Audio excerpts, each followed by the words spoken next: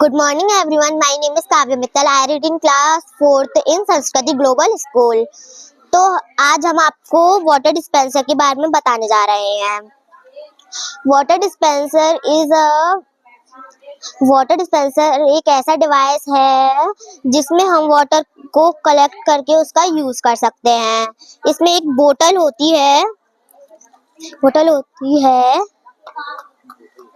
इसमें एक बोतल होती है जिसमें वाटर कलेक्ट किया जाता है, और इसे एक क्यूबेड शेप में रखा जाता है।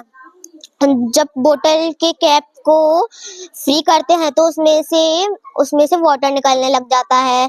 जब बोतल के कैप को बंद कर देते हैं तो उसमें से वाटर रुक जाता है। कैप को फ्री करते हैं तो पानी निकलने लगता है, देखो। और इसे हम अब बंद कर देते हैं तो इसमें से पानी नहीं निकलता है। Thank you.